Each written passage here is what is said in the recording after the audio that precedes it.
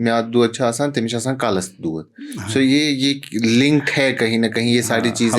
Acidity कोई भी stomach का सिम्टम हो लाइटली नहीं लेना चाहिए, चाहे लास्ट में हमें कुछ भी ना मिले, it's always get it evaluated. Acidity के अलावा और क्या क्या प्रॉब्लम्स कश्मीरी फेस करते हैं या कश्मीरीज में कश्मीरी पेशेंट्स में खास तौर पे देखने को मिलती है? म्याद किस साइडस अगर दोद आसे यह कुछ साथ हार्टुक प्रॉब्लम ते आसित युस वारिया ज्यादा जरूरी डिफरेंशिएट करन आसान कि अचानक अगर ये पेन आई जरूरी छुन म्यादस आस पेन, जरूरी छी वुचुन ये पेन मचा हार्ट पे। यहाँ रिवायती तौर पे सुबह नमकीन चाय पी जाती है, तो क्या कहीं ना कहीं नमकीन चाय भी रिस्पॉन्सिबल है हमारे स्टमक के इश्यूज के लिए? बच्चा खून बच्चा कम खून बात है को ज्यादा खेन तमसे छा म्याद दूध कराएं कि छुन कर हम चावल के बगैर रह नहीं सकते, ठीक है ना, हमारा स्टेपल है।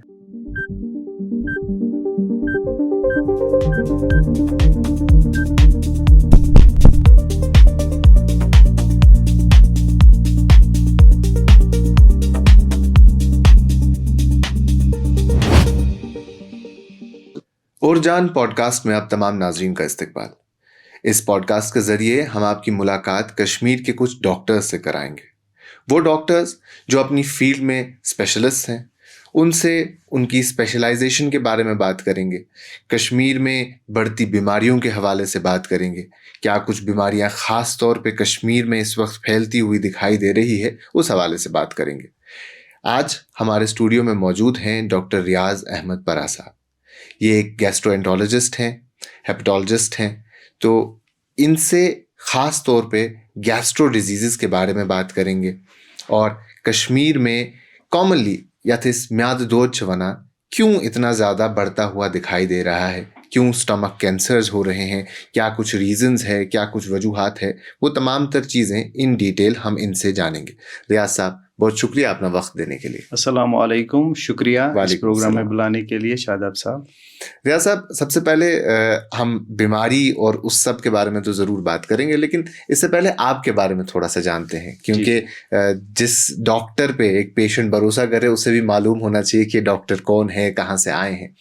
तो रियाज साहब कहाँ से आपकी पढ़ाई हुई है, आपने एमडी जो अपना गैस्ट्रो में किया है वो किस इंस्टीट्यूशन से किया है और ये सफ़र कैसे शुरू हुआ? जी, MBBS के बाद मेरी जो MD हुई है in internal medicine general medicine में, वो Sher Kashmir institute of medical sciences Soura से हुई थी। उसके बाद थोड़ी देर as a registrar in internal medicine मैंने वहाँ पे काम किया है। उसके बाद I was already PSC confirm, तो I was working as a physician in J&K health services for some time. फिर मेरी सुपर स्पेशलिटी में सिलेक्शन हो गई थी, I went outside.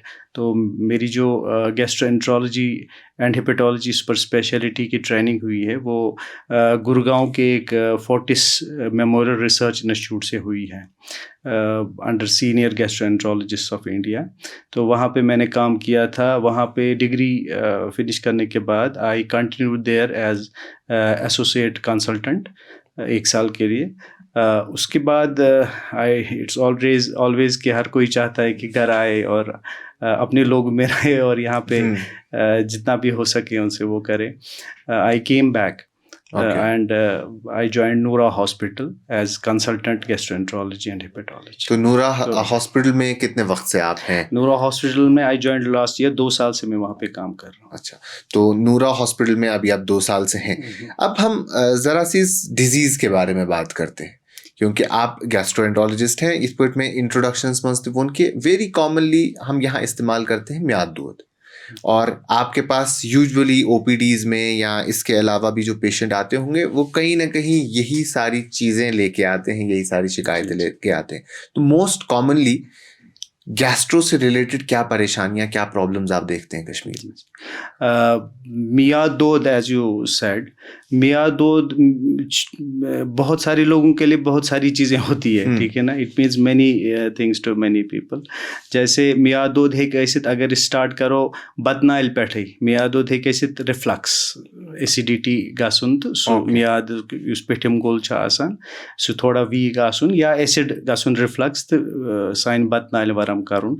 Gastric ulcers हेकन duodenal ulcers हेकन ड्यूडेनाइट से एसिड कुछ साथ आसान तिलपितिस या तिलपित नाल कने तम वजह से बसित इंसानस कि मियाद साइड दोद हेरमि साइड दोद अम अलाव कह इन्फेक्शन यमो सत चीज़ गसान अम अलाव मियाद यानी कि मियाद किस साइडस अगर दोद आसि यह कुछ साथ हार्टुक प्रॉब्लम तसित वारिया ज़्यादा ज़रूरी डिफरेंशिएट करन आसान कि अचानक अगर यह पेन आई ज़रूरी मियादस आस पेन ज़रूरी वुचन यह पेन मा हार्ट पे। ओके, सबसे पहले आपने एसिडिटी की बात की, वो बहुत बेसिक है, हम बड़े कॉमन लफ्ज़ों में से अपने घरों में अक्सर और बेशतर सुनते हैं, हमारे बड़े बुजुर्ग हो बच्चे हो सब एसिडिटी कहते हैं कि अमिस हसा गैस गोमुत अमिस एसिडिटी पचस कह दवा अनान एंटासिड अनान वो पीते हैं और फिर हम ठीक हो जाते हैं। तो एसिडिटी बेसिकली है क्या और किस वजह से होती है? अल्लाह ताला ने एक निज़ाम थोमुत, एक निज़ाम है जो ऊपर वाले ने हमें रखा है हमारे स्टोमक में, वो एसिड का बनना है और वो हमारे लिए बहुत ज़रूरी है। एसिड का एक वैल्यू पीएच होता है, ठीक है ना, पीएच वैल्यू से हम एसिडिटी को देखते हैं, वो एक ख़ास वैल्यू से नीचे रखना इम्पॉर्टेंट है कि स्टोमक का जो एनवायरनमेंट है वो रहे, जिसकी वजह से हमें कई सारे इन्फेक्शन नहीं होते, जिसकी वजह से फूड डाइजेशन में कई सारे एंजाइम्स को एक्टिवेट करने में हेल्प करता है, ठीक है। जो एसिड हमारी स्टोमक में एक तरह का वो फूड को स्टरलाइज करने में हेल्प करता है कि आगे जो फूड आए, ठीक है ना। सो एसिड जो है ये कोई ऐसी ही चीज़ नहीं है, ठीक है ना। एसिड वारिया ज़रूरी स्टोमक खतर, बट स्टोमक का अपना एक डिफेंस मैकेनिज्म है जो इसको इस एसिडिटी से खुद को बचाता है। अच्छा, ठीक है, जिसमें कई सारी चीज़ें आती है, जिसमें कुछ लेयर जो स्टोमक का होता है वो काम करता है, ठीक है ना। कई सारे प्रोडक्ट्स है, प्रोस्टाग्लैंडिन्स है, कई सारी चीज़ें ऐसी होती हैं जो काम करती है कि जो अपने जो स्टोमक का अपना लेयर है, अपनी लाइनिंग है, उसको बचाती है कि एसिड उस पर कोई प्रॉब्लम ना करे, ठीक है, एसिड की वजह से स्टोमक में कोई प्रॉब्लम ना हो। सो अगर किसी भी कंडीशन से एसिड की क्वांटिटी ज़्यादा हो या वो डिफेंस सिस्टम जो है हमारे स्टोमक का उसमें कमज़ोरी आए, उसमें वीकनेस आए, तो एसिडिटी से प्रॉब्लम आएगी। तो उसका पीएच वैल्यू तब बढ़ जाता है। इस पीएच वैल्यू या नहीं, एसिड का ज़्यादा होना मीन्स कि कम हो जाना, बट प्रॉब्लम यह है कि अपना जो डिफेंस सिस्टम था, जो लेयरिंग थी, ठीक है ना, जो म्यूकस लेयर था, जो प्रोस्टाग्लैंडिन्स थे, जो बाकी चीज़ें थी अपने डिफेंस में, वो वीक हो, ठीक है ना। सो वो इम्बैलेंस हो जाना, ठीक है ना, एसिड के कंटेंट में और डिफेंस सिस्टम में। तो ये वाली प्रॉब्लम हमें प्रॉब्लम कर सकती है। और इसके अलावा एसिडिटी के लिए हमारा जो ईसोफेजियल लाइनिंग होता है या ड्यूडेनम होता है, ठीक है ना, ये उतना रेजिस्टेंट नहीं होता, ठीक है, वहाँ पे वो डिफेंस मैकेनिज्म सिस्टम इतना ज़्यादा है नहीं जितना स्टोमक में, अच्छा, ठीक है ना। So acid is there for the stomach के लिए ज़्यादा है, ठीक है, डिफेंस सिस्टम वहाँ पे ज़्यादा इम्पॉर्टेंट है। सो मान लो अगर किसी को रिफ्लक्स ज़्यादा हो रहा है, ठीक है ना, एसिडिक कंटेंट्स ऊपर आ रहे हैं, सो डेफिनेटली उसको ईसोफेगस में थोड़ा सा स्वेलिंग होगा, कभी कभार वो उसकी लाइनिंग उतरती है, और लाइनिंग में कभी अगर क्रॉनिकली अगर बहुत ज़्यादा देर तक, सालों साल तक ऐसा हो रहा है, मे बी उस लाइनिंग में तब्दीली भी आ सकती है, चेंज भी आ सकता है, और उस चेंज का एक ultimate result may be malignancy भी हो सकता है। ओके, तो जो ये चीज़ आप यहाँ बता रहे हैं डॉक्टर साहब कि अगर अपना डिफेंस मैकेनिज्म ही वीक हो जाए तो जाके ये प्रॉब्लम बढ़ सकती है या ये प्रॉब्लम क्रिएट हो सकती है। सो डिफेंस मैकेनिज्म किस तरीके से ब्रेक होता है, उसकी वजह क्या है? इसमें मैं पहला जो फैक्टर समझता हूँ जो हम देखते हैं वो एक बैक्टीरिया है, वो एक इन्फेक्शन है स्टोमक का, वो उसका नाम है हेलिकोबैक्टर पाइलेरी। ये एक बैक्टीरियल इन्फेक्शन है जो पानी की वजह से फैलता है, खाने पीने की वजह से फैलता है, और ये हमारे स्टोमक में ये एक ऐसा बैक्टीरिया है जो एसिडिटी में सर्वाइव करता है, ठीक है ना, सर्वाइव करता है, बिल्कुल। और स्टोमक की एसिडिटी को, स्टोमक के पीएच को चेंज करके वहाँ पे जो एनवायरनमेंट है उसको ख़राब कर देता है, ठीक है ना। इसकी वजह से स्टोमक की लाइनिंग ख़राब हो जाती है और पेशेंट में डेवलप अल्टीमेटली क्या होता है कि उसकी वजह से एसिडिटी ज़्यादा होती है और डिफेंस मैकेनिज्म कम हो गया और अल्टीमेटली स्टोमक की प्रॉब्लम्स कई सारी हो सकती है, जिनमें गैस्ट्राइटिस का होना यानी स्टोमक में वर्म होना, स्वेलिंग सूजन होना, गैस्ट्रिक इरोजन्स होना, छोटे छोटे ज़ख्म होना, अल्सर्स होना, या इस बैक्टीरिया का रिलेशनशिप गैस्ट्रिक कैंसर्स के साथ भी है, क्योंकि ये एक कार्सिनोजन माना जाता है, एलिकोबैक्टर पाइलेरी बैक्टीरिया। और इसके अलावा स्टमक के कई सारे इन्फेक्शंस जैसे स्टमक का लिम्फोमा होना, ठीक है ना, इस बैक्टीरिया की वजह से देखा गया है। सो पहला फैक्टर जो मैं यहाँ पे बताऊंगा वो ये इन्फेक्शन है, ठीक है ना, इन्फेक्शन है। दूसरा मैं समझता हूँ कई सारे एनवायरमेंटल फैक्टर्स होते हैं, जिसमें smoking is one of the biggest risk factors, जिसकी वजह से स्टोमक की प्रॉब्लम्स होती है, ठीक है। अदर रिस्क फैक्टर्स जो है वो है फूड हैबिट्स, जैसे फूड ऐसा खाना जिसमें जो एसिडिटी को डिस्टर्ब करे, जैसे एक्सेसिव सॉल्ट, ठीक है, जो स्टडीज़ में देखा गया है, जो स्टोमक के माइक्रो एनवायरनमेंट को डिस्टर्ब करता है। हैविंग एन नाइट्रोसो कंपाउंड्स, ठीक है, नाइट्रोसो कंपाउंड्स होते हैं हमारे जैसे अगर फर्मेंटेड फूड्स होते हैं, कई सारी चीज़ें ऐसी होती हैं जो स्टोर्ड प्रिजर्व्ड फूड्स और फ्राइड फूड्स या बर्न फूड्स, चार्ड फूड्स, कई सारी चीज़ें ऐसी होती हैं जिनमें नाइट्रोसो कंपाउंड्स बनते हैं जो हमारे स्टोमक के माइक्रो एनवायरनमेंट को डिस्टर्ब करते हैं। इसके अलावा नून छुन ज़्यादा किया, हाँ, सॉल्ट इनटेक ज़्यादा एक रिस्क फैक्टर है स्टोमक के प्रॉब्लम्स का, डेफिनेटली। इसके अलावा stress definitely leads to increase in acid, ठीक है ना, क्योंकि एक जो एसिडिटी में हमारे केमिकल्स रेस्पॉन्सिबल है वो स्ट्रेस में बढ़ते हैं, ठीक है ना। स्ट्रेस जो हर तरफ डाला, स्ट्रेस जो बिल्कुल हर तरफ स्ट्रेस रेस्पॉन्सिबल है स्टोमक प्रॉब्लम्स के लिए, स्पेशली एसिडिटी के लिए, वो है ही। इसके अलावा बाकी फैक्टर्स जैसे अंडरलाइंग इलनेस हो, कोई किसी को डायबिटीज़ है, किसी को कोई और इम्यूनो कम्प्रोमाइज्ड कंडीशन है, ठीक है, तो उसमें भी स्टोमक प्रॉब्लम्स हो सकती है।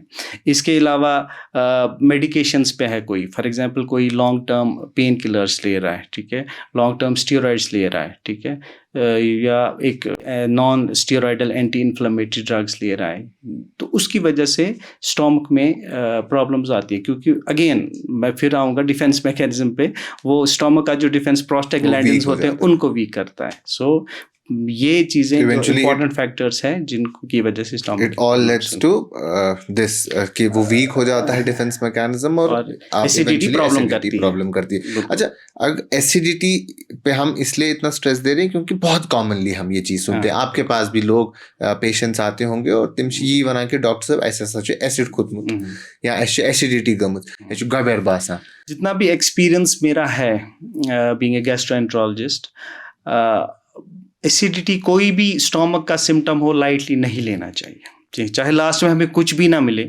It's always get it evaluated, ठीक है ना, इसमें टेस्ट करा लेने चाहिए।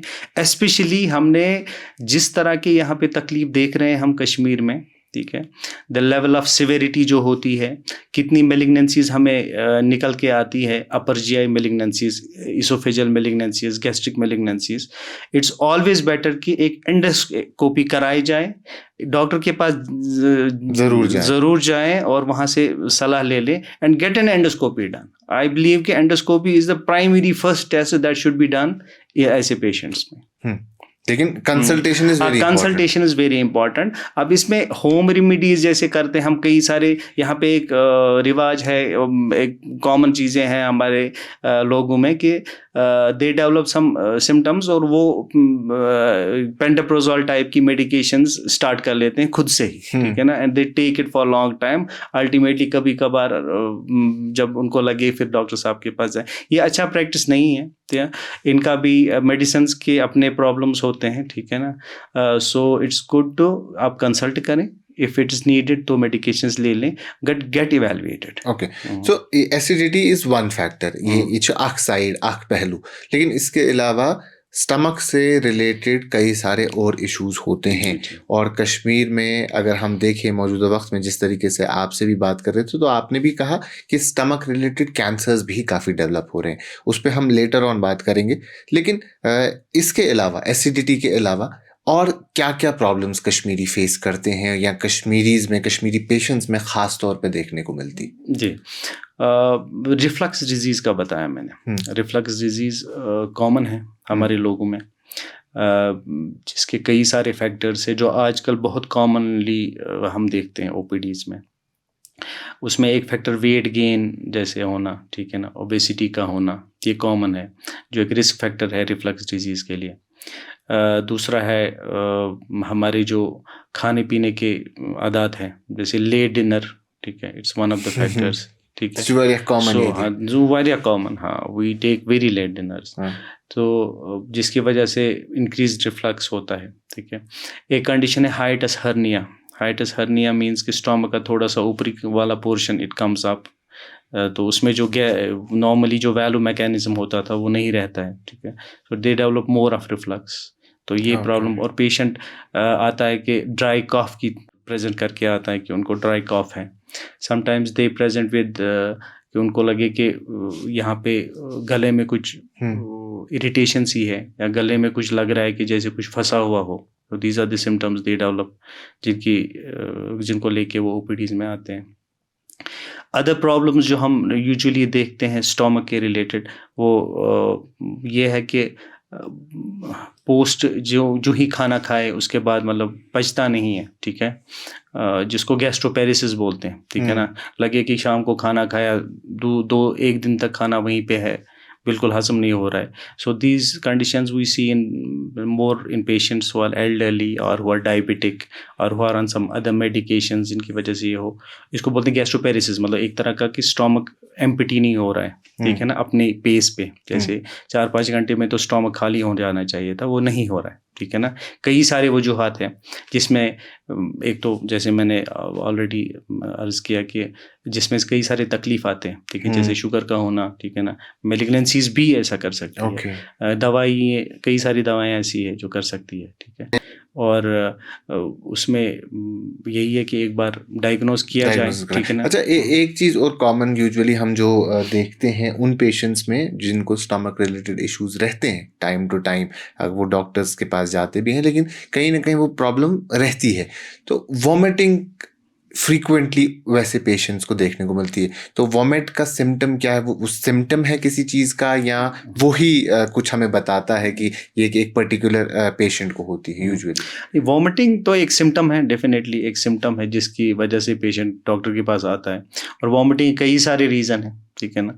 वॉमिटिंग स्टोमक की प्रॉब्लम्स की वजह से हो सकती है, स्टोमक से नीचे ही प्रॉब्लम हो, ड्यूडेनम में प्रॉब्लम हो, छोटी आंत में प्रॉब्लम हो, तब भी वॉमिटिंग हो सकती है। वॉमिटिंग का मतलब क्या है? इंसान ने खाया, वो पचा नहीं, ठीक है ना, और अल्टीमेटली बॉडी एक मैकेनिज्म स्टार्ट करती है जिसकी वजह से वो उल्टी कर देता है, ठीक है ना। सो इसका रिलेशन ब्रेन के साथ भी है, डेफिनेटली। अगर सिर में भी कोई प्रॉब्लम हो तो उसकी वजह से भी वॉमिटिंग हो सकती है। कभी कभार मेडिकेशंस कई सारे हैं जो वॉमिटिंग करते हैं, और वॉमिटिंग तो ऐसा सिम्टम है मोस्ट ऑफ द मेडिकेशंस के साथ एसोसिएट किया जाता है कि इनसे भी वॉमिटिंग होता है, उनसे भी वॉमिटिंग होता है। तो वॉमिटिंग एक वेरिड सिम्टम है जिसके कई सारे रीज़न हो सकते हैं। हाँ, अगर एक बार हुई तो वी कैन हम मेडिकेशन उसके लिए ले सकते हैं, लेकिन अगर बार बार हो रही है और हर बार लग रहा है कि वॉमिटिंग हो रही है, देन प्रॉपरली उसको देख लेना चाहिए कि रीज़न क्या है, और इवेलुएट करके उसका डायग्नोसिस ले जाना चाहिए, डायग्नोसिस कर लेना चाहिए। अच्छा, आपने कहा कि एक प्रॉब्लम ये रहती है कि जहां हमें लगता है कि घंटों तक हमारा खाना बिल्कुल डाइजेस्ट नहीं हुआ है,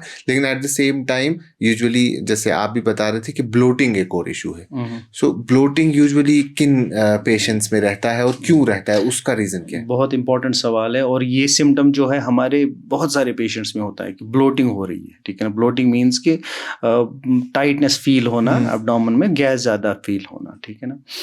इसका रिलेशन तो स्टोमक के साथ तो है ही, साथ साथ ड्यूडेनम और छोटी आंत बड़ी आंत के साथ भी है, ठीक है ना। गैस बनना एक नॉर्मल मैकेनिज्म है हमारे गट में। गैस जो बनता है, गैस हमारे फूड डाइजेशन प्रोसेस में बनता है। नॉर्मली जो कॉमनली गैस बनता है वो कार्बन डाइऑक्साइड है, ठीक है ना, जो एब्जॉर्ब होके हमारे लंग से बाहर निकलता है। वो हमारे लिए प्रॉब्लम नहीं, ठीक है। प्रॉब्लम हमारे लिए और सारे गैसेस है, जैसे मीथेन का गैस बनना, सल्फर का गैस बनना, ठीक है, जिनकी वजह से स्मेल भी स्टूल्स में होता है, ठीक है। सो वो गैस अगर नॉर्मल प्रोपोर्शन से ज़्यादा बने, वो कैसे बने? फॉर एग्जांपल हमारे खाने में अनडाइजेस्टेड फाइबर्स का कंटेंट अगर बहुत ज़्यादा हो, ठीक है, डाइजेस्ट नहीं हो रहा हो, या किसी भी पेशेंट को किसी फूड के साथ इंटॉलरेंस हो, नॉर्मली हम लैक्टोस इंटॉलरेंस या हाइड्रोजन इंटॉलरेंस की बात करते हैं, बिल्कुल। लैक्टोस इंटॉलरेंस मीन्स, तो वो कॉमनली हम देखते हैं, जी। ठीक है। वो फूड डाइजेस्ट नहीं हुआ, अल्टीमेटली गैस बन गया and that leads to bloating. कई सारी ये तो मैं डाइजेशन वाला प्रोसेस बता रहा हूँ, बिल्कुल। ठीक है ना। कई सारे अगर बैक्टीरिया का जो हमारा एक अंदर बैक्टीरिया की पॉपुलेशन होती है, उनका एक बैलेंस है जो हमारे लिए बेनिफिशियल होता है, ठीक है ना। कभी कभार उसमें अगर इम्बैलेंस आ जाए तो गैस बहुत ज़्यादा बन सकता है, ठीक है ना, ये एक प्रॉब्लम आ सकती है। और ब्लोटिंग एक ये सिम्टम भी, जैसे मैंने ऑलरेडी बताया कि गैस्ट्रोपेरिसिस यानी कि स्टोमक का जो एम्पिटिंग स्लो होता है उसका भी सिम्टम है ये, ठीक है। सो और प्रॉब्लम्स जो होती है, मान ब्लोटिंग किसी तकलीफ की वजह से होना बिल्कुल हो सकता है, अगर बड़ी आंत में छोटी आंत में कोई भी प्रॉब्लम हो, ठीक है। जैसे हम आजकल यहाँ पे पहले नहीं देखते थे, when I was in my medical school, और हमारे इनफैक्ट एमडी के टाइम भी इतनी प्रॉब्लम्स नहीं थी। Inflammatory bowel disease, this is one of the disease जिसमें अंदर आंत में अल्सर्स बनते हैं, सूजन होती है, कभी कभार ब्लीडिंग भी हो सकती है, ठीक है, अगर बड़ी आंत में अल्सर्स बने, जिसमें दो तरह के यूजुअली हम टाइप्स होते हैं। एक तो अल्सरेटिव कोलाइटिस होता है जिसमें बड़ी आंत इन्वॉल्व होती है, और दूसरा क्रॉनिस डिजीज़ होता है जिसमें ऊपर से लेके नीचे तक कोई भी एरिया इन्वॉल्व हो। नॉर्मली हम यूजुअली जो उसमें देखा गया है कि छोटी आंत का लास्ट वाला हिस्सा, उसमें ज़्यादातर हम देखते हैं उसमें अल्सर्स बनते हैं, तो उसकी वजह से कभी कभार ब्लोटिंग, पेन खाने के बाद ये रह सकता है, ठीक है ना, क्योंकि ये छोटी आंत की तकलीफ है या बड़ी जिसमें अल्सर्स के बाद वहाँ पे एक तरह का वो नैरोइंग सा आ जाता है, जिसकी वजह से सिम्टम्स हो सकते हैं। और इंडाइजेशन डेफिनेटली उसकी वजह से डाइजेशन प्रॉब्लम्स आ जाती है, क्योंकि हमारी आंत का फंक्शन ही कि यही है कि न्यूट्रिएंट्स को डाइजेस्ट किया जाए, बट वो डाइजेस्ट नहीं हो पाते, अल्टीमेटली पेशेंट को वीकनेस भी आ सकती है इन प्रॉब्लम्स की वजह से। ये तो मैंने इन्फ्लेमेटरी बाउल डिजीज़ की बात बोली। एक और रीज़न जो ब्लोटिंग का है, जो कॉमनली अगेन वो जो हमारे लिए ऑर्गेनिक प्रॉब्लम नहीं है, फंक्शनल प्रॉब्लम है, उसको इरिटेबल बाउल सिंड्रोम बोलते हैं, आईबीएस, ठीक है।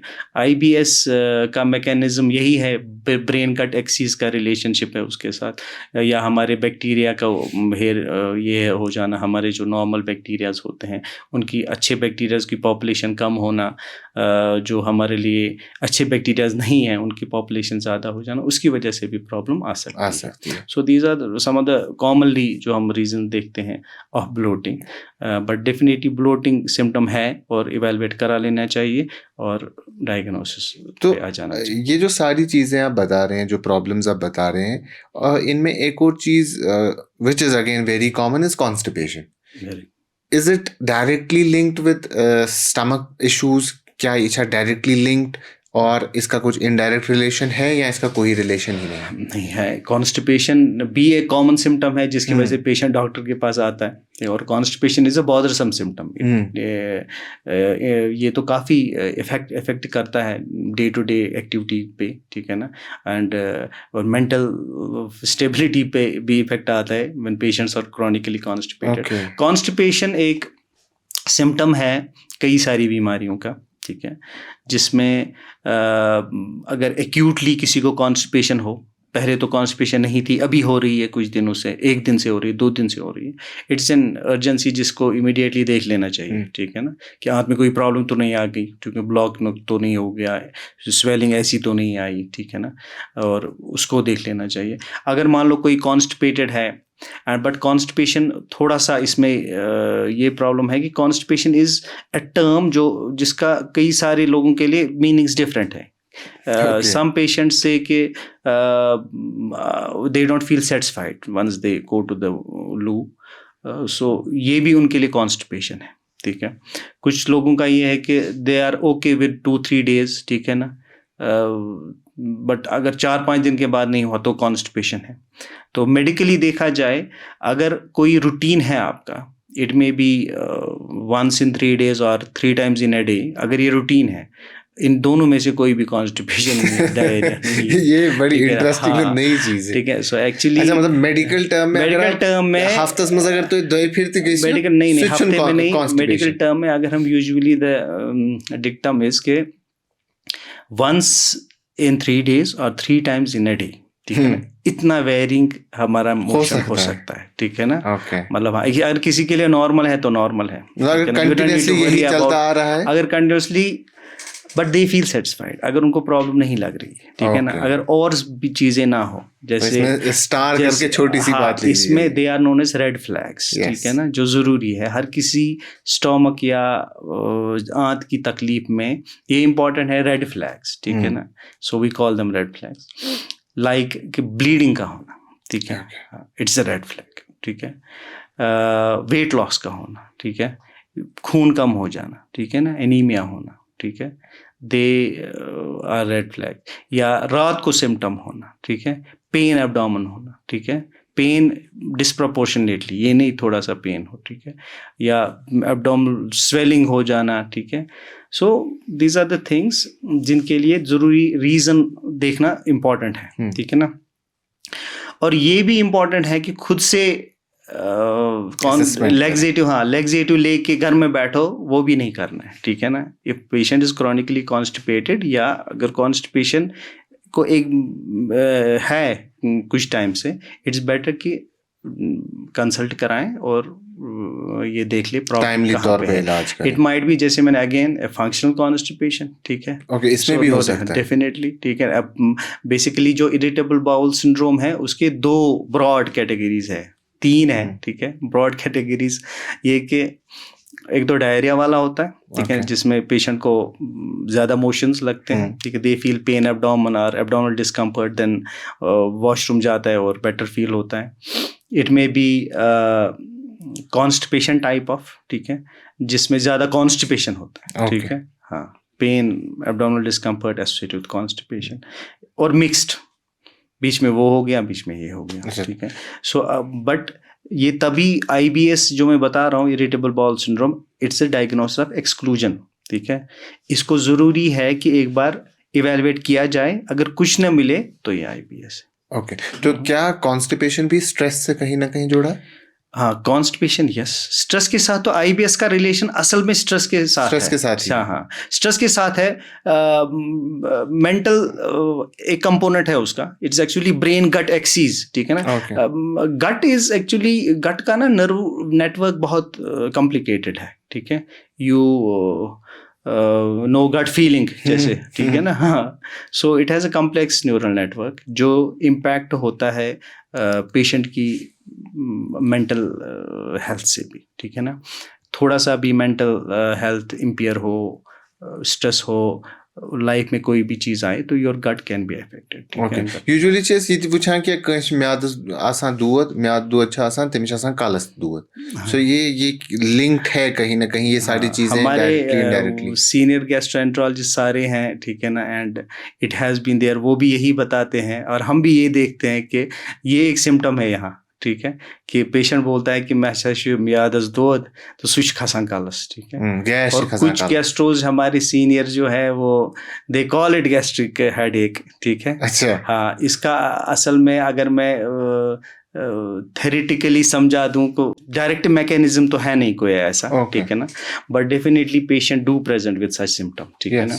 May be it might be stress related, और it might be there is a complex neural network, जो जैसे मैंने बताया, ठीक है ना। सो उसकी वजह से हो सकता है। डॉक्टर साहब, इसमें जो आप बात कर रहे हैं, इसमें आपने स्टमक रिलेटेड इश्यूज की बात तो की, लिवर की बात की, लेकिन इंटेस्टाइन्स की बात हमने शायद अभी टच नहीं की है। तो इसमें भी कैंसर्स होते हैं, इंटेस्टाइनल कैंसर्स होते हैं, इंटेस्टाइनल रिलेटेड इश्यूज होते हैं। बाज़ वक्त हमें ऐसा भी लगता है कि कोई अंदर से हमें काट रहा है, मरोड़ जैसे आ जाते हैं। तो वो सारी चीज़ें, वो सारे सिम्टम्स किस चीज़ के हैं, और उस टाइम पीरियड में क्या कुछ करने की ज़रूरत है? जो लोअर GI जिसको बोलते हैं, यानी जिसमें बड़ी आंत आती है, छोटी आंत आती है, ठीक है ना, इनके तकलीफ भी यहाँ पे हम काफ़ी देखते हैं, ठीक है ना, जिनकी वजह से चाहे पेशेंट को पेन हो, ब्लोटिंग हो, जैसे ऑलरेडी हमने डिस्कस किया है, ब्लीडिंग हो, कॉन्स्टिपेशन हो, लूज मोशंस हो, ठीक है, ये सारी चीज़ें लेके पेशेंट्स आते हैं हमारे पास, एंड ज़रूरी है कि डायग्नोज किया जाए, ठीक है ना, बिकॉज एज यू सेड कि यहाँ पे कैंसर्स की जो प्रपोर्शन है लोअर जीआई की भी, वो भी बहुत ज़्यादा है, ठीक है ना, वो भी अच्छी खासी है, ठीक है ना, as compare to rest of the world less of the country. हाँ, और ऑल्दो नॉट ए प्रोपोर्शन जैसे मैंने अपर जीआई कैंसर्स की बात करी, वो तो काफी ज्यादा है। बट कोलोरेक्टल कैंसर्स, यानी कोलोरेक्टल मींस बड़ी आंत और रेक्टम एंड बड़ी आंत की तकलीफ, ये भी हम कॉमनली देखते हैं।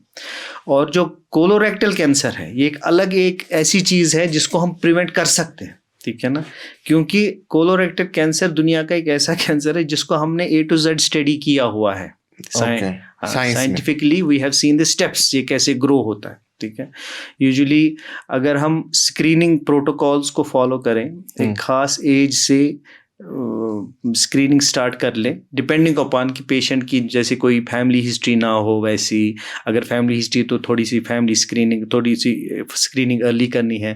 अगर नॉर्मली एवरेज है, कोई प्रॉब्लम नहीं है, तो फिर भी स्क्रीनिंग करा लेनी चाहिए, because if you get those little polyps, वो छोटी छोटी से घाटे जैसी होती है अंदर, ठीक है ना, वो स्वेलिंग्स होती है अंदर आंत में, उनको अगर अर्ली स्टेज पे हम निकालें, उनको काटें कोलोनोस्कोपी के थ्रू, तो हम प्रिवेंट कर सकते हैं कोलोरेक्टल कैंसर को। इसीलिए मैं जोर दूंगा कि कोलोरेक्टल कैंसर स्क्रीनिंग एक इम्पॉर्टेंट इशू है, जिसको पब्लिक में बहुत आम कर लेना चाहिए। और हर किसी बंदे को अगर कोई भी फैमिली हिस्ट्री ना हो, कोई सिम्टम भी ना हो, एटलीस्ट 45 to 50 एज के बाद एक कोलोनोस्कोपी करा लेनी चाहिए to get the colon screened, के कोई अंदर पॉलिप तो नहीं है, ताकि उसको अर्ली स्टेज पे हम डायग्नोज करें। बाकी जब पेशेंट हमारे पास आता है विद अ सिम्टम, कोई लोअर जीआई सिम्टम है, specially those with red flags, तो हम तो कोलोनोस्कोपी एडवाइस करते ही हैं, उसमें हमें डायग्नोज कर लेना चाहिए। तो जैसे आपने कहा कि स्टमक कैंसर होते हैं, वैसे ही हमें कोलोरेक्टल कैंसर्स भी यहाँ देखने को मिलते हैं। तो अब स्क्रीनिंग जो आपने अभी भी इस पे एम्फेसिस किया, इससे पहले आपने कहा कि जापान में काफ़ी ज़्यादा स्क्रीनिंग होती है, जिससे वो काफ़ी हद तक इसे प्रिवेंट कराते हैं। अगर फैमिली हिस्ट्री नहीं है तो भी स्क्रीनिंग करानी है, और अगर फैमिली हिस्ट्री है तो भी स्क्रीनिंग करानी है? कितना इसमें किस एज ग्रुप में और क्या कुछ सिम्टम्स अगर हो तो करानी जरूरी है? इसमें जो फैमिली हिस्ट्री के बगैर मैं बता रहा हूँ, ठीक है, जनरल पॉपुलेशन में स्क्रीनिंग का कोलोरेक्टल कैंसर स्क्रीनिंग में 45 to 50 एज से करा लेनी चाहिए, अगर कोई रिस्क फैक्टर और नहीं है, ठीक है ना, जैसे कोई सिम्टम नहीं है, कुछ भी नहीं है, तो भी कराएं 45-50। हाँ, it has to be done, screening करा लेनी चाहिए, स्क्रीनिंग का वैल्यू है, ठीक है। स्क्रीनिंग ऐसे है, मान लो किसी की कोलोनोस्कोपी 50 एज पे करी, that's normal, so at least for next 5 to 10 years is free, ठीक है ना, फिर स्क्रीन करने की जरूरत नहीं है, unless and until he may develop some symptoms and all, वो अलग चीज़ है। इन द सेम वे अगर किसी को फैमिली हिस्ट्री है, ठीक है ना, इट डिपेंड्स अपॉन कि फैमिलियल जो कैंसर्स होते हैं कोलोरेक्टल, वो एक डिफरेंट क्लास है, ठीक है, उसमें कई सारी बीमारियां हैं, कई सारे ग्रुप्स हैं, ठीक है। एक तो है फैमिलियल एडिनोमेटस पॉलिपोसिस, उसमें क्या है कि बड़ी आंत में हजारों पॉलिप्स होना, छोटे polyps, ultimately they develop cancers, ठीक है। सो उसमें तो बहुत अर्ली स्क्रीनिंग है, उसमें तो बिल्कुल बचपन से ही स्क्रीनिंग स्टार्ट कर लेनी होती है, वो एक अलग कंडीशन है, वो ऑलरेडी फैमिली में थोड़ी सी हिस्ट्री वैसी होती है, and they get to know कि पॉलिपोसिस सिंड्रोम है, दैट इज सिंड्रोम। बाकी अगर family history of colorectal cancer है, तो ऐसे patients, family history means immediate family history है, ठीक है ना, ब्लड फर्स्ट डिग्री रिलेटिव है, ठीक है ना, पेरेंट्स है वैसे, सो उनमें कैंसर स्क्रीनिंग जो एज ऑफ डायग्नोसिस उसका होगा, ठीक है ना, तो उससे 5 to 10 years अर्ली कर लेनी चाहिए। यानी अगर किसी को 50 साल की उम्र में होता है आपकी फैमिली में, तो आपको 40-35 में ही करना चाहिए। इट इज बीइंग सेड कि एक पॉलिप को कैंसर बनने में इट टेक्स अराउंड नॉर्मली, ठीक है ना, it takes around 10 to 15 years, ठीक है, जो बनने में लगते हैं, ठीक है ना, but it is for normal polyps, ठीक है ना। अगर सिंड्रोमिक, फैमिली सिंड्रोमिक कोई कंडीशन है वैसी, उसमें रेट ऑफ डेवलपमेंट बहुत तेज होता है, ठीक है। हाँ, तो कुछ ऐसी कंडीशंस भी है जिसमें हम 10 years से ही स्क्रीनिंग बताते हैं, अच्छा, वैसी कंडीशंस भी आती हैं। तो कितना इसमें ये हम बोल सकते हैं कि चांस है कैंसर होना ऐसे शख्स को जिसकी फैमिली में किसी को कैंसर, इज इट नेसेसरी कि उनमें किसी और को भी हो? It's not always necessary but definitely there is a genetic risk. It's better to get screening.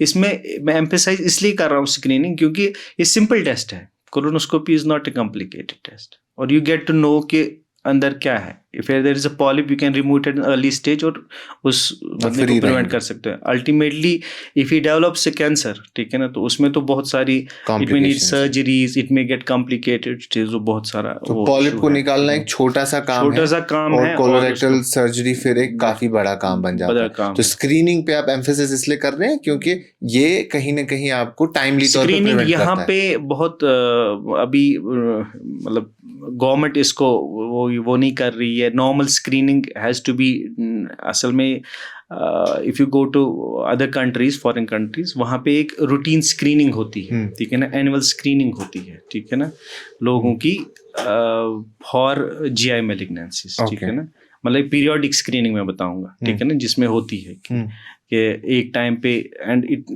They screen patients free of the cost. Definitely there is a national insurance होता है उनका, दैट्स एवरीथिंग इज कवर्ड। यहाँ पे वैसा नहीं है। State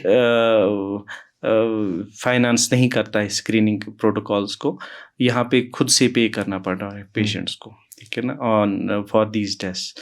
but important है screening, important है। स्क्रीनिंग इज वेरी इंपॉर्टेंट ताकि आप टाइमली तौर पे आपको मालूम हो कि आप किस स्टेज में। स्टेट स्पॉन्सर्ड स्क्रीनिंग नहीं होती बट यहाँ पे वॉलंटरी स्क्रीनिंग होती है। पेशेंट को खुद आना पड़ता है बट ज़रूरी है कि स्क्रीनिंग हो। तो एक और इम्पॉर्टेंट चीज़ जो इसमें आज जिसकी हम बात करेंगे, मुझे लगता है कि वो सबसे इम्पॉर्टेंट है क्योंकि शुरू में आप उसकी बात कर रहे थे कि कश्मीर में स्टमक रिलेटेड कैंसर्स काफ़ी ज़्यादा बढ़ रहे हैं और पिछले कई सालों से, पिछले कई वक्त से हम देखते हैं कि अब कैंसर ओवरऑल कश्मीर में काफ़ी बढ़ रहा है। अब उसमें फिर स्टमक का कैंसर हो, इंटेस्टाइनल कैंसर हो, लिवर से रिलेटेड प्रॉब्लम्स हो, क्योंकि ये ऐसा डोमेन है जो स्पेसिफिकली आप देखते हैं। तो ये क्यों हो रहा है और किस लेवल पे बढ़ता आ रहा है अगर हम इसे पूरी कंट्री के साथ कंपेयर करेंगे? ये निहायत इम्पोर्टेंट सवाल है ये। और हमारे जो ओवरऑल एक्सपीरियंस है, चाहे वो हमारी ऑब्जर्वेशनल स्टडीज़ हो या जो भी हमारी स्टडीज़ हुई हैं यहाँ के रिप्यूटेड इंस्टीट्यूशन से, उनमें यही है कि यहाँ पे गैस्ट्रिक अपर GI कैंसर्स, जिसमें इसोफेजल और गैस्ट्रिक कैंसर्स आते हैं, ज़्यादा है as compare to the rest of the country, ठीक है। प्रपोर्शन ये है कि some of the studies say around 6 times more than other states, ठीक है ना, 3 to 6 times, some say that 10 times more than इतना other आगे states. हैं हम इस इतना आगे हैं हम इस चीज़ में, ठीक है।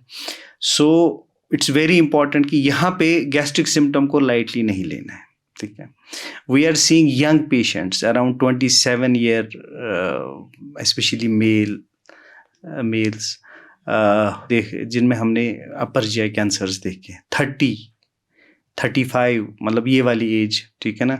I have worked outside for 5 years Gurgaon में, वहाँ तो इतना नहीं था, ठीक है। ये वाली एज तो इतनी ज़्यादा इफेक्ट नहीं होती थी विद GI कैंसर्स। यहाँ पे तो यंग पेशेंट्स को हम GI कैंसर्स देखते हैं, अपर GI कैंसर्स, ठीक है। सो मे बी कई सारे फैक्टर्स हैं। हर किसी कैंसर में 2 चीज़ें होती है, एक जेनेटिक फैक्टर होता है, एक एनवायरमेंटल फैक्टर होता है। जेनेटिक्स तो है ही हमारा, उसको हम चेंज नहीं कर सकते। May be one of the factors ये है कि हमारा जेनेटिक्स हमें प्रेडिस्पोज करता है टुवर्ड्स दीज कैंसर्स। दूसरा एनवायरमेंटल, हमारे खाने पीने में हाई सॉल्ट इनटेक, नून चुन सिर्फ ब्लड प्रेशर बढ़ावा के नहीं नून है खराब। डेफिनेटली सॉल्ट तो देखा गया है कि सॉल्ट, जैसे जापान में दुनिया में सबसे ज़्यादा जो अपर GI कैंसर्स की इंसिडेंस एंड प्रेवलेंस है वो जापानीज लोगों में है, ठीक है। और वहाँ पे लेकिन स्क्रीनिंग इतनी ज़्यादा स्ट्रांग है उनकी कि अब वो उस पर कंट्रोल ला रहे हैं, ठीक है ना। Maybe it's a need of the hour कि यहाँ पे भी उतनी ज़्यादा स्ट्रिक्ट स्क्रीनिंग हो और यंग एज से स्क्रीनिंग स्टार्ट हो इन चीज़ों के लिए, so that we can get control on this. क्योंकि यहाँ पे जब भी हमने अपर GI कैंसर्स को डायग्नोज किया है तो ऑलरेडी थोड़ा सा स्टेज 3 तो होता ही है वो, ठीक है। स्टेज 3 मीन्स कि अपनी वो लाइनिंग से थोड़ा आगे चला जाता है, ठीक है। If not stage 4 but stage 3 तो होता ही है, ठीक है ना। So this is not actually the stage we want कि हम उसको डायग्नोज इस टाइम पे करें। इससे पहले डायग्नोज होता है। एटलीस्ट गैस्ट्रोएंट्रोलॉजी हैज़ ग्रोन कि अभी इतनी एडवांस हो गई है कि if it is early cancer, अगर ये अभी पहली लाइनिंग में है अंदर स्टोमक की या इसोफेगस की, we can remove it endoscopically, इसको ख़त्म कर सकते हैं। अच्छा। हाँ, पेशेंट को सर्जरी की ज़रूरत नहीं है और आगे बढ़ेगा भी नहीं।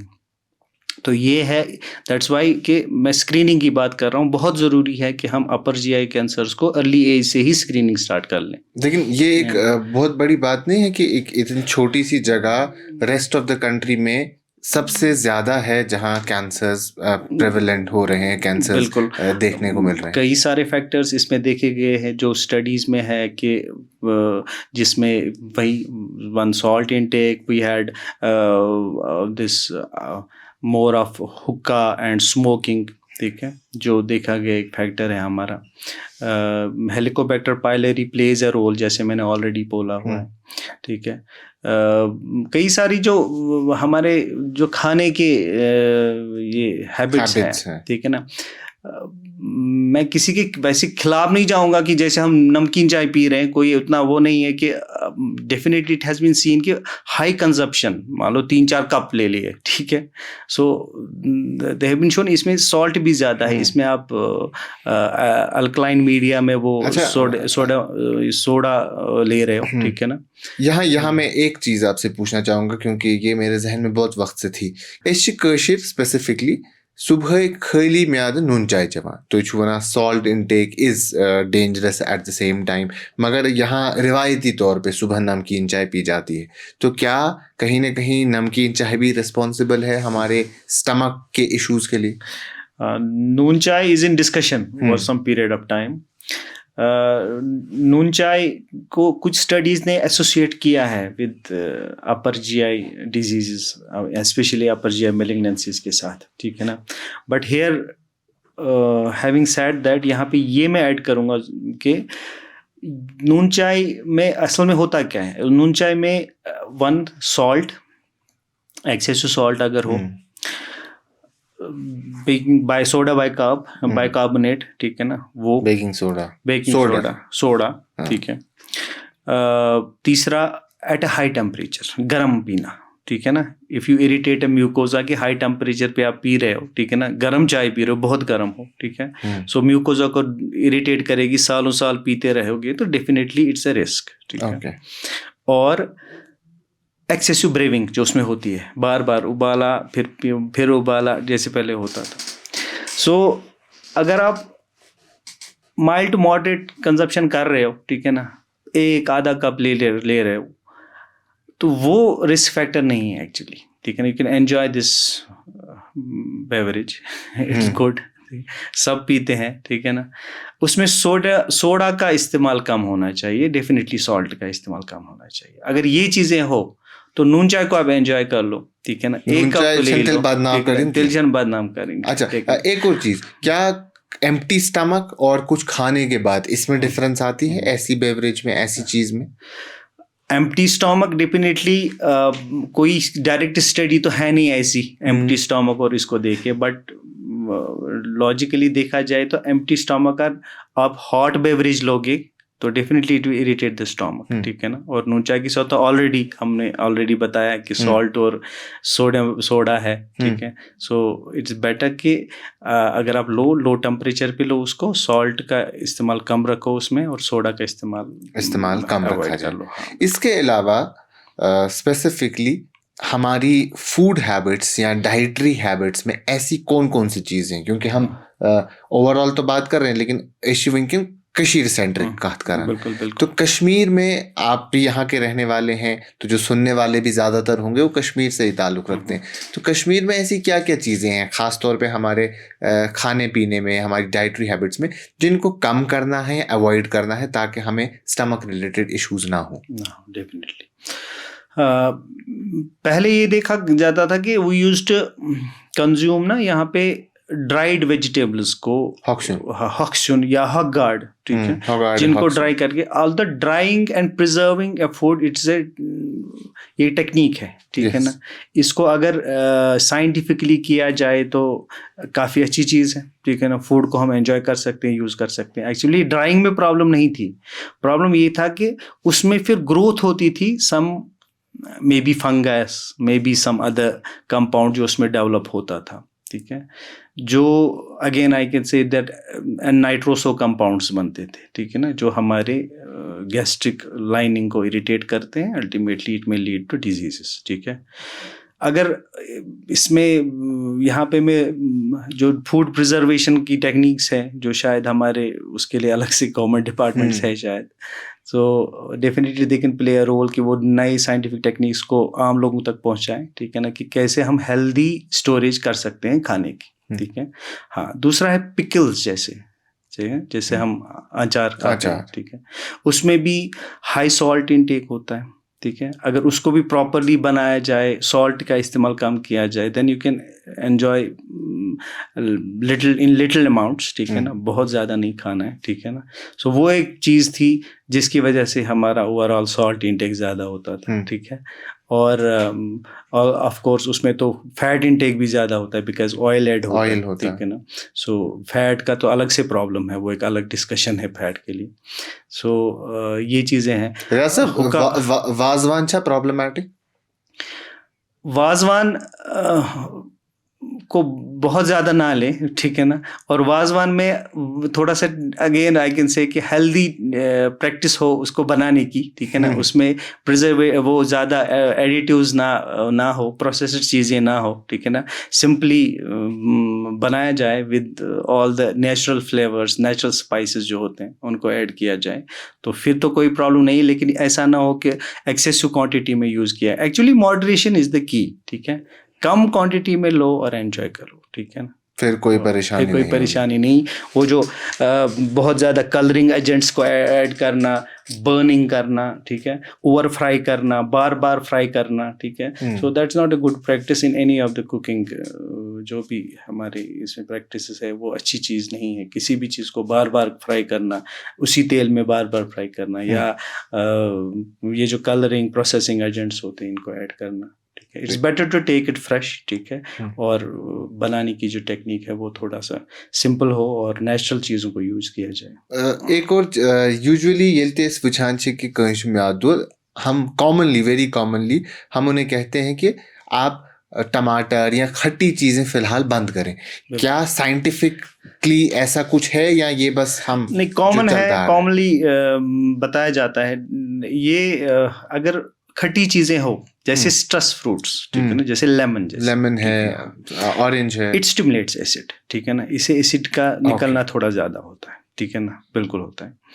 बट ऐसा भी नहीं है कि बिल्कुल भी नहीं ले सकते, ठीक है, यू कैन टेक इट, ठीक है ना। लेकिन अगर उस वक्त बंद करें तो बेटर है कि एम्प्टी स्टमक ना लो, ठीक है ना। जब आपको एसिडिटी का प्रॉब्लम हो कोई, ठीक है ना, जैसे स्टमक में गैस्ट्राइटिस हो या अल्सर्स हो, उस टाइम ना ले, डेफिनेटली ना ले। और थोड़ा डाइल्यूटेड क्वांटिटी में ले ले, थोड़ा डाइल्यूशन करके ले ले, वो ठीक है। एक चीज़ को यहाँ डिस्कस किया जाता है, जैसे खट्टा नहीं खाना है, नमक है, तेल है, फैट्स हैं, नींबू पानी है, इन सारी चीज़ों को डिस्कस करते हैं। इसी में एक इम्पॉर्टेंट चीज़ आती है, इस क्वेश्चन पसंद तह खानदरस मज तह इथ पे सह गो जाम दोद सह खोन, तम फ़र्क गसान कि तम नुकसान गसान? जामुन दोद इज वेरी हेल्दी, ठीक है ना, but it has to be pure curd, ठीक है, definitely, because is full of very rich in probiotics, ठीक है ना। इट्स अ प्रोबायोटिक बेसिकली, ठीक है ना, जो है ये, क्योंकि और इसमें ये अच्छी चीज़ है कि इसमें लैक्टोज को ऑलरेडी लैक्टोबैसिलाई चेंज कर चुका होता है, सो लैक्टोज इंटॉलरेंस वालों को भी दे सकते हैं, ठीक है। और इसमें फैट का कंटेंट है जितना हमें चाहिए, ठीक है ना। वी नीड फैट को ज़ीरो भी नहीं करना, ठीक है ना। इट हैज़ अदर जो रिक्वायर्ड हमारे ये होते हैं, ठीक है ना, मिनरल्स, और वो उसमें है, ठीक है। सो काफ़ी हेल्दी है कर्ड, बट कर्ड का थोड़ा सा नेचर प्योर हो, दैट्स वेरी इंपॉर्टेंट। साफ के साथ तो ओवरऑल स्टमक के लिए अच्छा है। हाँ, अच्छा है। सिर्फ मैंने जैसे बताया कि खट्टी चीज़ें, जैसे it's does need to be कि बहुत ज़्यादा खट्टी हो, ठीक है ना। हाँ, फ्रेशली पेपर्ड हो, that's very important. That's very important. आपका ज़्यादा टाइम नहीं लेंगे, एक दो चीज़ें आपसे मैं क्विकली पूछना चाहूँगा। कुछ ऐसी चीज़ें, कुछ ऐसे पकवान, कुछ ऐसे खाने जो ओवरऑल स्टमक के लिए काफ़ी हेल्दी माने जाते हैं, काफ़ी बेहतर माने जाते हैं, क्या सजेस्ट करेंगे आप डेफिनेटली। As a doctor? हाँ, स्टमक के लिए हेल्दी खाना यही है जो फ्रेश हो, ठीक है ना, जो फ्रेशली बना हो, ठीक है, ओवर फ्राइड नहीं हो, अल्ट्रा फ्राइड नहीं हो, ओवर कुक्ड नहीं हो, प्रोसेस्ड नहीं हो, ठीक है। So that includes normally cooked जो हमारा होम फूड होता है वो है, कुछ भी हो, ठीक है ना, जो हम खाते हैं नॉर्मली। नून कम तेल कम। हाँ, वो मैं अब बात करने वाला हूँ। हाँ, और salt intake is high. Kashmiri लोगों में सॉल्ट इंटेक तो ज़्यादा है, हर किसी चीज़ में सॉल्ट है, ठीक है। हाँ, तो सॉल्ट को कम करना ज़रूरी है, ठीक है ना। इसके साथ फैट को कम करना। ट्रांस फैट्स हमारे ज़्यादातर स्ट्रीट फूड्स में जब हम सेम ऑयल में बार बार उसको गर्म करते हैं, घी और तेल को भी कम करना। हाँ हाँ, हम बार बॉईल करके वो ले लेना, ठीक है ना। फैट को कम करना, घी, ऑयल या बटर, वो चीज़ें हैं वो कम करना ज़रूरी है, ठीक है ना। इसमें ज़ीरो करना भी ज़रूरी नहीं है, ठीक है ना। और थोड़ा सा कंटेंट जितना भी हो हमारे 3-4-5% के आसपास डाइट का, वो उतना ले सकते हो आप, ठीक है ना। और जैसे हेल्दी खाना आप बता रहे हो, तो डेफिनेटली इसमें रोल आता है फ्रेश फ्रूट्स एंड वेजिटेबल्स का, ठीक है ना, जो ज़रूरी है, जिसमें रिच ऑफ एंटीऑक्सीडेंट्स होते हैं, ठीक है ना, जो खा लेने चाहिए, अलॉन्ग विद कॉम्प्लेक्स कार्बोहाइड्रेट्स होते हैं, ठीक है ना, जैसे हमारे ये थे डेट्स है, ड्राई फ्रूट्स है, ठीक है ना, good amount of proteins and good amount of, ठीक है, मिनरल्स एंड विटामिन्स होता है। सो ये लेना इम्पोर्टेंट है। बिल्कुल। हमारे कश्मीर में सबसे इम्पोर्टेंट खाना अगर कोई है, सबसे इम्पोर्टेंट खाने की चीज़ अगर कोई है, सुको बात बादशाह ख्यून, बादशाह काम ख्यून, बात है को ज़्यादा खेन, तम से म्याद दोद कराएं कि शादाब साहब, you pick the right thing ना।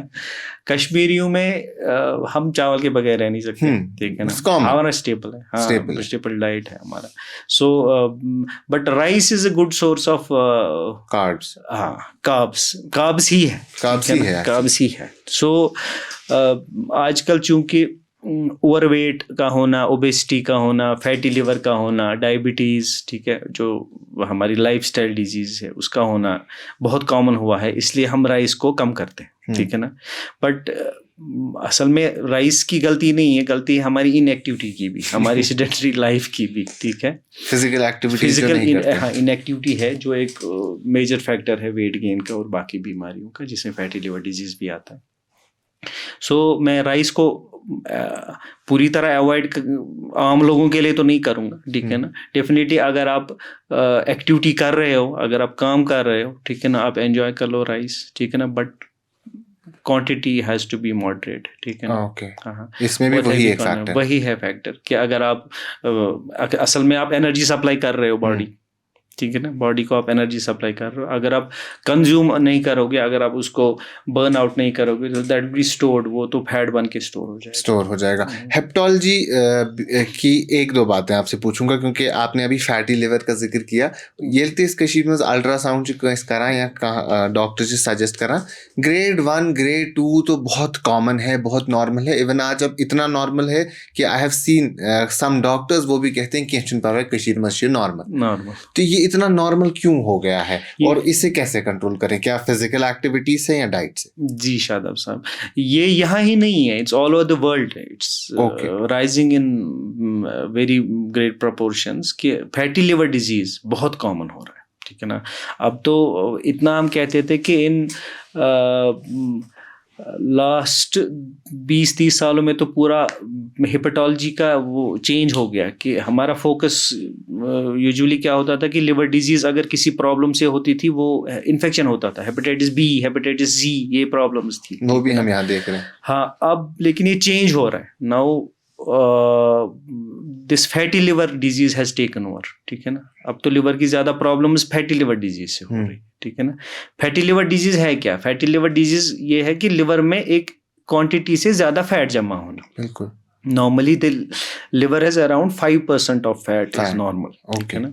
अगर इसकी क्वांटिटी ज़्यादा हो रही है, ठीक है ना, सो होता क्या है कि मान लो कि लिवर की सेल्स में कंजेशन सा आ जाता है, ठीक है ना। सो लिवर का साइज थोड़ा सा बढ़ता है, ठीक है ना।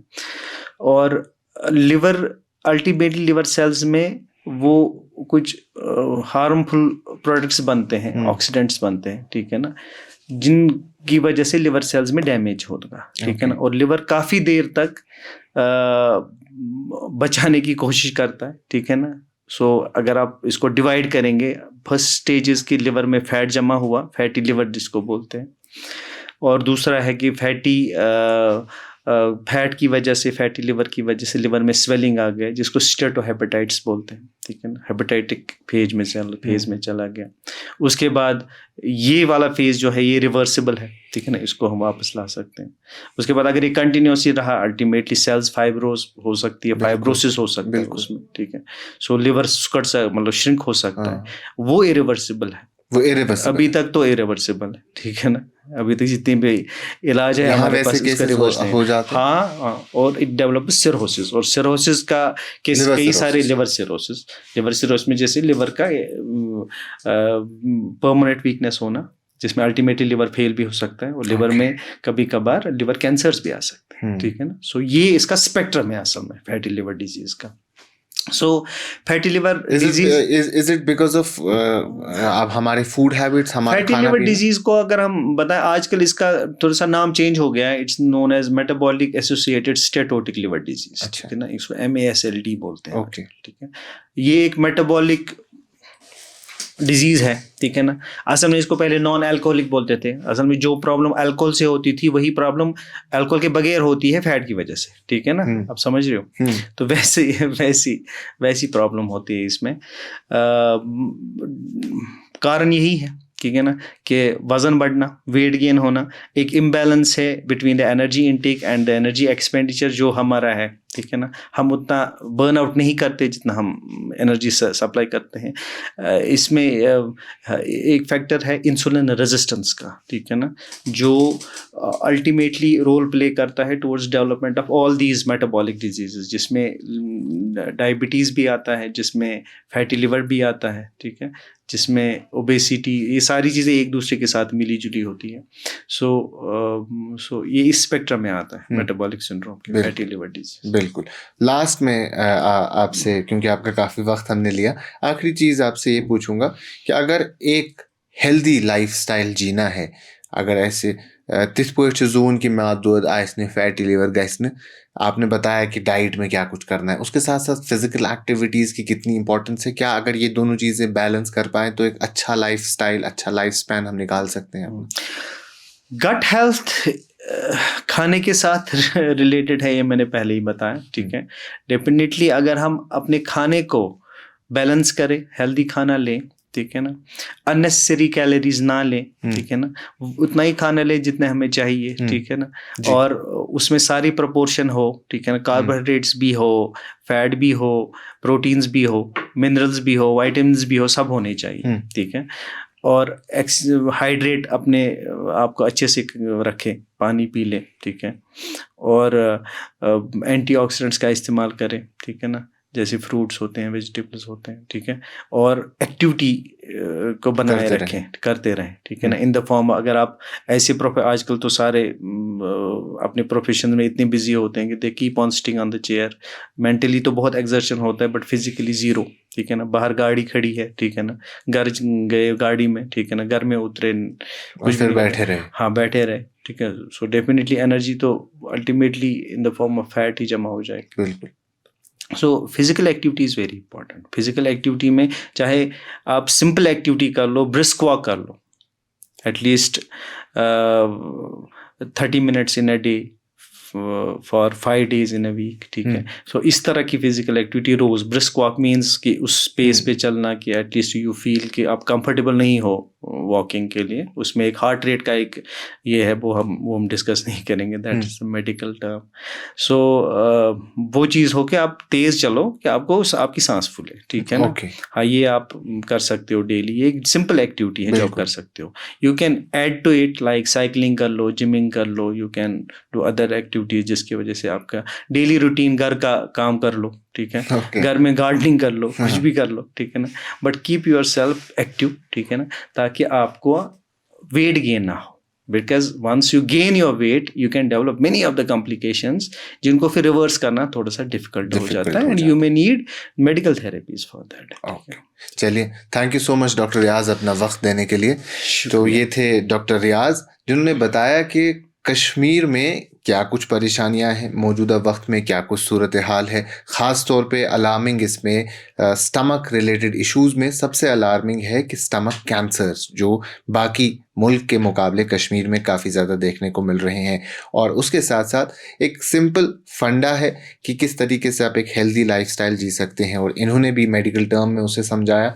और अगर हम इसे आम ज़बान में समझें तो असल चुख्योन, साफ चुख्योन, बे सच एक्सरसाइज करें।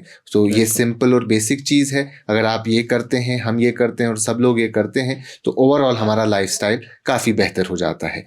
और जान के आज के शुमारे में इतना ही। बाकी तमाम मज़ीद मालूमात के लिए आप बने रहें कश्मीर लाइफ के साथ।